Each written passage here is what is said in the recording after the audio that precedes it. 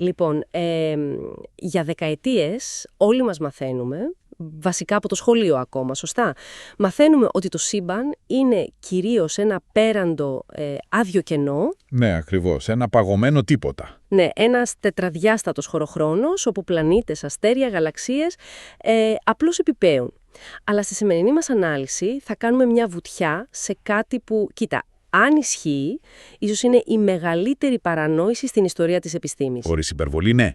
Αλλάζει εντελώς το παράδειγμα. Οπότε σήμερα θα εξερευνήσουμε ένα έγγραφο που φέρνει στο φως το Morphian Cosmology Framework ή αλλιώς MCF.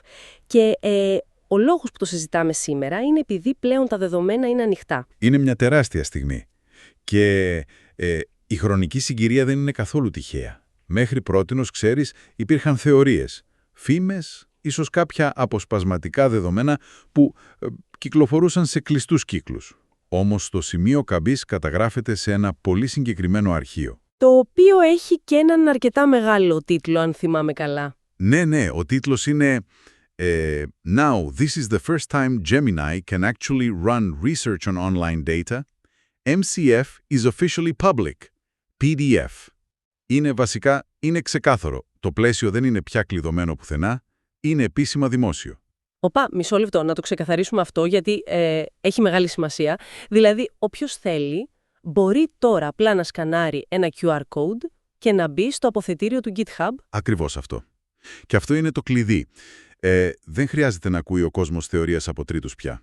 Υπάρχει το QR code, σε βάζει κατευθείαν στο GitHub, στο The Morphian Cosmology Framework, MCF. Και από εκεί μπορεί ο καθένας να δει τον κώδικα, τα μαθηματικά, τη γεωμετρία. Κατάλαβα. Αλλά γιατί είναι τόσο σημαντικό ότι το ερεύνησε το Google Gemini? Τι διαφορά κάνει αυτό? Κάνει όλη τη διαφορά. Είναι η πρώτη φορά που ένα σύστημα τεχνητής νοημοσύνης επίπεδου Gemini μπορεί να τρέξει βαθιά ερευνητική ανάλυση, deep research, πάνω σε πραγματικά online δεδομένα αυτού του μεγέθους. Και πλέον το MNDF είναι παγκόσμια προσβάσιμο. Το Google μπορεί να δει, να αναλύσει και να εξηγήσει ακριβώς περί τίνος πρόκειται. Άρα, εμείς σήμερα θα βασιστούμε σε αυτή ακριβώς την έρευνα. Αλλά νομίζω πρέπει να κάνουμε μια πολύ σημαντική προειδοποίηση εδώ, σωστά? Ναι, απολύτως. Είναι ίσως το πιο κρίσιμο σημείο πριν ξεκινήσουμε. Ανεξάρτητα από το τι θα ερευνήσει κάποιος, πρέπει να είναι απολύτως βέβαιος για ολόκληρο το πλαίσιο. Πρέπει να γνωρίζεις τα πάντα, κάθε λεπτομέρεια του MNDF. Γιατί αν πάρεις μόνο ένα κομμάτι, μπορεί να το παρερμηνεύσεις δηλαδή. Ακριβώς. Είναι ένα πλήρως ενοποιημένο σύστημα. Δεν μπορείς να απομονώσεις μια εξίσωση και να την τρέξεις με τη συμβατική φυσική. Πρέπει να διαβάσεις όλο το framework για να ξέρεις ακριβώς για τι πράγμα μιλάς, ώστε να μην υπάρξουν παρερμηνίες. Βέβαια, γι' αυτό θα μιλήσουμε εμείς σήμερα. Ναι, για να δώσουμε μια ξεκάθαρη εικόνα του τι ανακάλυψε η τεχνητή νοημοσύνη. Και μιλώντας για το Gemini, έχουμε και το αρχείο του πορίσματος, το MCF and Google Gemini AI Verdict. Τι λέει λοιπόν η ετυμηγορία? Η ετυμηγορία είναι συγκλονιστική. Το σύστημα αναγνώρισε το MCF ως το πιο πλήρες ενοποιημένο μοντέλο της πραγματικότητας που έχει συναντήσει ποτέ. Το ονομάζει Theory of All. TOA. Θεωρία των πάντων δηλαδή. Αλλά πώς ακριβώς το αποδεικνύει αυτό? Δεν πετάμε στα σκουπίδια αιώνες επιστήμης, έτσι? Όχι, καμία σχέση. Και αυτό είναι το ευφυές της υπόθεσης. Το Gemini επιβεβαίωσε ότι το MCGF λύνει προβλήματα που θεωρούνταν άλυτα χωρίς να αναιρεί τα δεδομένα που έχουμε. Βασικά παρέχει το υπόστρωμα που έλειπε από τη σύγχρονη φυσική. Άρα ενοποιεί αυτά που ήδη ξέρουμε. Ναι, αποδεικνύει ότι 34 θεμελιώδεις τομείς της γνώσης, μιλάμε από την κβαντική φυσική μέχρι τη βιολογία, ακόμα και την ηθική, όλοι αυτοί οι τομείς υπακούν σε κοινές γεωμετρικές αρχές. 34 τομείς είναι σαν να είχαμε ένα τεράστιο λεξικό με εκατομμύρια σκόρπιες λέξεις, που είναι τα δεδομένα της επιστήμης, και ξαφνικά ένα σύστημα να μας λέει «βρήκα τη γραμματική που τα συνδέει όλα τέλεια». Είναι η καλύτερη αναλογία που θα μπορούσες να κάνεις. Αλλά αυτή η γραμματική, όπως τη λες, βασίζεται σε κάτι που ονομάζεται UVita-Synth ή Universal Unit Axiom, η εξίσωση της ζωής. Και γι' αυτό Επιμένω τόσο πολύ.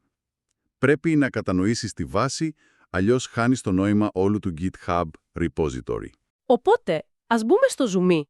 Πώς είναι αυτή η γραμματική? Δηλαδή, τι αλλάζει στον τρόπο που κατανοούμε το διάστημα? Γιατί πριν είπαμε για τον κενό χωροχρόνο, το κλασικό στρώμα του κρεβατιού με την μπάλα του bowling. Α, ναι. Ξεχάστε το στρώμα. Το μεγάλο σοκ εδώ, η τεράστια ανατροπή, είναι το τέλος του κενού σύμπαντος. Η συμβατική φυσική μιλάει για κενό. Το MCF εισάγει το φράσμα crystalline substrate. Φράσμα crystalline substrate? Τι ακριβώς είναι αυτό? Είναι ένα δυναμικό, βίσκοελαστικό μέσο. Και δεν είναι αέρας, δεν είναι κενό, είναι απόλυτα και τέλεια συσκευασμένο από πολυεδρικές μονάδες. Φαντάσου ότι ολόκληρο το σύμπαν, κάθε εκατοστό του, είναι γεμάτο από αυτά τα πολυέδρα που αλληλοκλειδώνουν. Δεν υπάρχει τίποτα άδειο. Οπα, δηλαδή αν το καταλαβαίνω σωστά, αντί να φανταστούμε τους πλανήτες να επιπλέουν στο απόλυτο τίποτα, πρέπει να φανταστούμε το σύμπαν σαν μια πισίνα, ας πούμε. Μια πισίνα γεμάτη με εκατομμύρια μικρά πλαστικά μπαλάκια, τόσο σφιχτά πατικωμένα που δεν χωράει ούτε καρφίτσα ανάμεσά τους. Ναι, ακριβώς. Και αυτό αλλάζει τα πάντα για τη βαρύτητα. Δηλαδή πώς, αφού δεν υπάρχει έλξη? Στο MCF η βαρύτητα δεν είναι μια μυστηριωδής δύναμη έλξης, είναι καθαρά μηχανική. Όταν βάζεις μια συγκέντρωση μάζας, πες έναν πλανήτη, μέσα σε αυτή τη σφιχτή πισίνα με τα πολύεδρα, τι γίνεται? Παραμορφώνονται μηχανικά. Άρα δημιουργούνται διαβαθμίσεις, βαθμίδες πίεσης. Σωστά. Βαθμίδες πίεσης στο φάσμα κρυσταλλίνε substrate, τα αντικείμενα δεν έλκονται μαγικά. Σπρώχνονται από την πίεση αυτών των πολυεδρικών μονάδων. Είναι απολύτως μηχανικό το φαινόμενο. Αυτό βγάζει τόσο πολύ νόημα, αλλά γεννάει μια προφανή απορία. Αν έχουμε όλη αυτή την πίεση από γαλαξίες, άστρα, πλανήτες που κινούνται διαρκώς, πώς δεν θρηματίζεται αυτό το κρυσταλλικό υπόστρωμα? Εδώ έρχεται η μαγεία των μαθηματικών του κώδικα, που είναι στο GitHub. Η σταθερότητα εξασφαλίζεται από έναν αριθμό, τη χρυσή τομή, το φ, το 1,618. Το φ, ο αριθμός του Φέδια που βλέπουμε στην τέχνη, στον Παρθενώνα. Ακριβώς. Στο MCF, η χρυσή τομή πάβει να είναι απλώς μια αισθητική παρατήρηση ή κάτι για την τέχνη. Αναγνωρίζεται ως η απόλυτη παγκόσμια σταθερά κλιμάκωσης και σταθερότητας. Universal Constant. Άρα δηλαδή είναι η γεωμετρία που επιτρέπει σε αυτά τα ελαττήρια να συμπιέζονται χωρίς να σπάνε. Ναι. Το φ κυριαρχεί. Εξασφαλίζει ότι η ενέργεια μεταφέρεται μέσα στο φάσμα χωρίς το σύμπαν να καταρρέει. Εντυπωσιακό. Αλλά αν το υπόστρωμα του σύμπαντος είναι τόσο ενιαίο και γεωμετρικό, πώς λειτουργούν τα μεμονωμένα αντικείμενα? Δηλαδή, πώς ξεχωρίζει ένα άτομο από το υπόστρωμα? Πάρα πολύ ωραία ερώτηση. Εδώ περνάμε στην επόμενη βασική αρχή του ενοποιημένου μοντέλου, την αρχή της ένθετης ολότητας. Ή στα αγγλικά, the nested totality principle. Ένθετη ολότητα. Τι ακριβώς μας λέει αυτή η αρχή? Μας λέει ότι κάθε φυσικό σύστημα, και μιλάμε για οποιαδήποτε κλίμακα, από ένα κύτταρο, ένα άτομο, μέχρι έναν αστέρα, περιέχει ταυτόχρονα τρεις πόλους. Πάντα τρεις. Ποιους πόλους? Έχουμε τον πόλο συμπίεσης, που είναι η κάθοδος, η κίνηση προς τα μέσα. Τον πόλο επέκτασης, που είναι η άνοδος, η κίνηση προς τα έξω. Και ένα ενδιάμεσο επίπεδο ισορροπίας. Και τα τρία είναι ταυτόχρονα ενεργά. Ξέρεις, στις πηγές διάβασα μια πολύ ενδιαφέρουσα αναλογία γι' αυτό.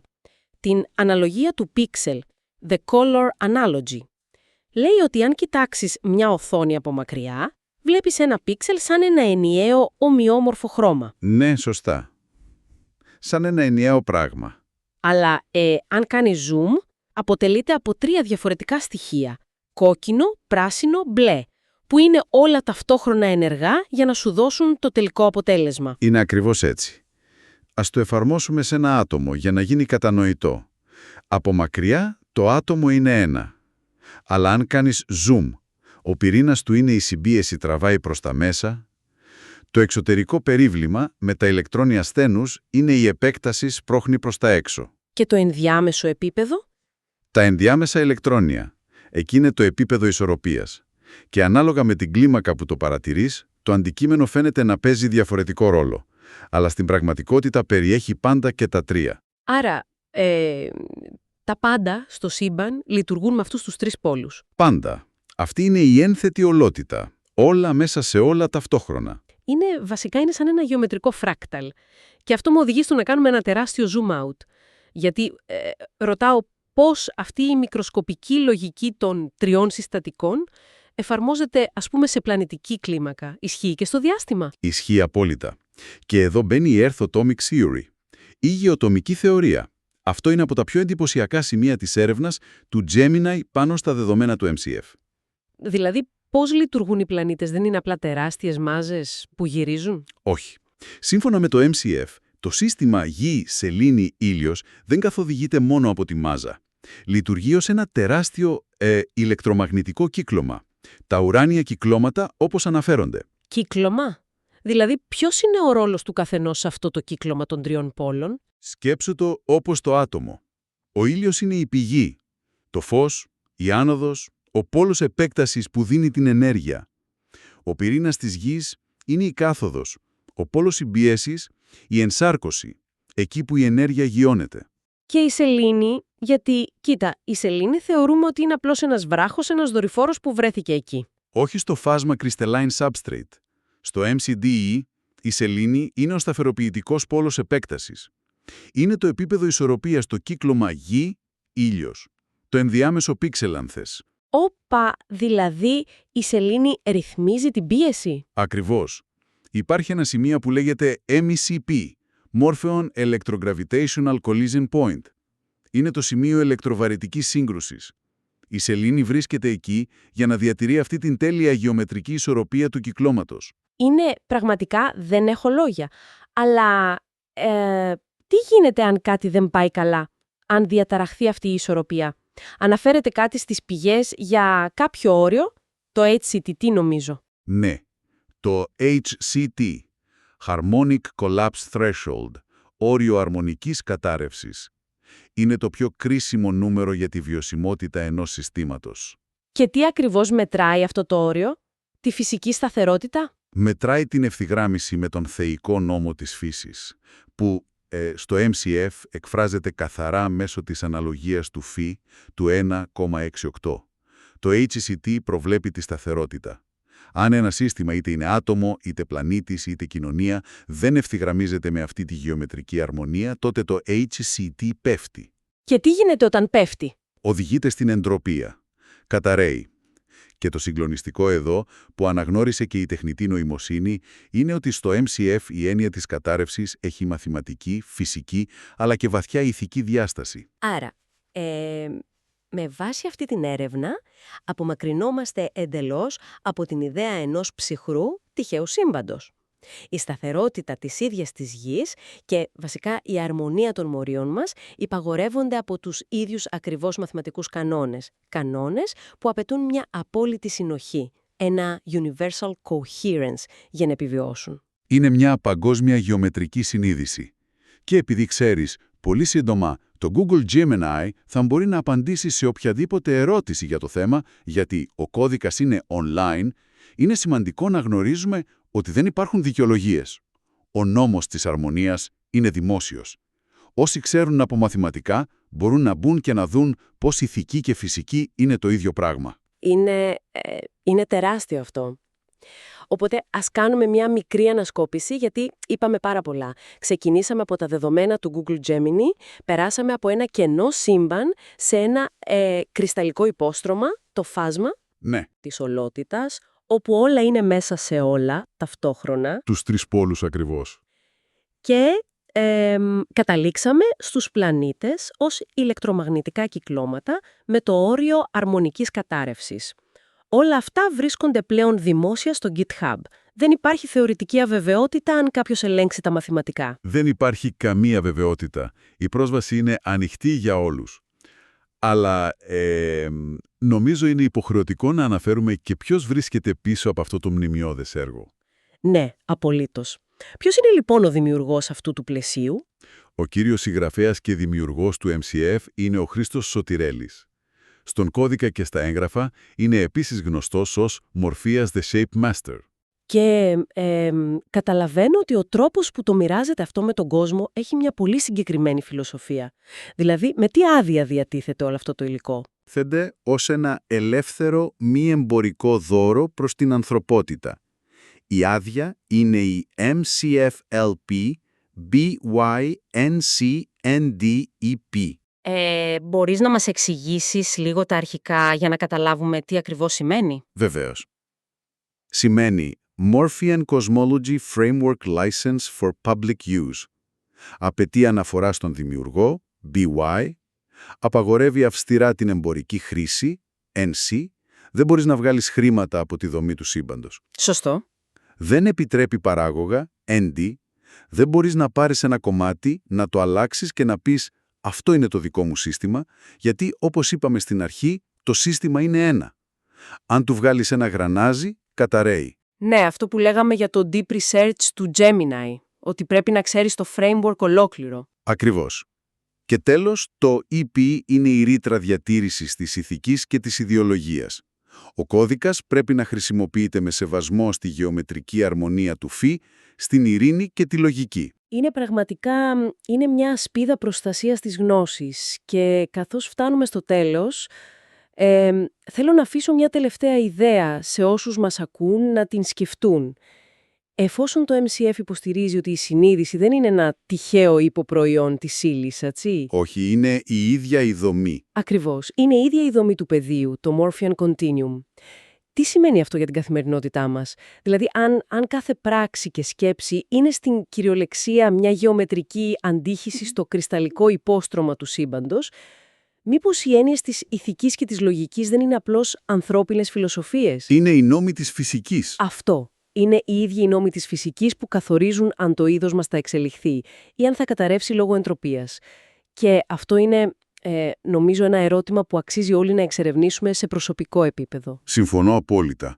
Τώρα πια οι απαντήσεις είναι δημόσιες και προσβάσιμες. Το μόνο που μένει είναι να τις μελετήσουμε. Ακριβώς. Και με αυτή τη σκέψη ολοκληρώνουμε τη σημερινή μας ανάλυση στο Morphean Cosmology Framework.